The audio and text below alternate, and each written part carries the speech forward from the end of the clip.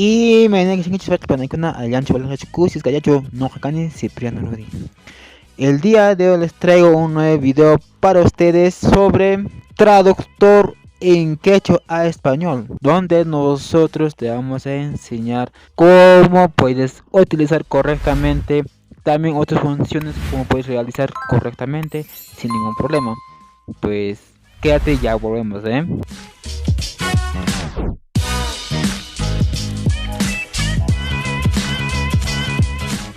Ahora en este momento nos encontramos en nuestro móvil. Lo que debemos buscar es Google Chrome.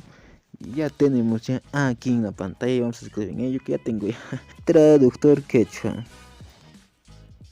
Listo, una vez que estemos buscando, vamos a ir donde dice Google Traductor, porque hay dos tipos de traductores. En otro traductor no hay quechua ni otros nuevos idiomas, pero en otro ahí puedes encontrar de todo, como dice aquí quechua, chignestoní, rumanos, hay nuevos idiomas agregados. Ahora si nos encontramos aquí ya, ¿qué vamos a hacer aquí? Muchos de ustedes están buscando. ¿Esto es qué es? Vamos, dice que primero estamos buscando quechua, luego español. Vamos aquí en donde es español y vamos a buscar qué es quechua. Y ya se encuentra quechua. Ahora donde dice japonés vamos a buscar español. Y listo. Y ahora ya podemos traducir nuestros textos, oraciones, adivinanzas, chistes, lo que sea, amigos, lo que sea. Podemos traducir aquí. Ustedes, vamos a hacer una prueba aquí. De quechua a español ustedes pueden traducir. Bueno, nosotros vamos a escribir aquí es Inti Yoxaramuño. Aquí está. Ya hemos traducido. Aquí dice.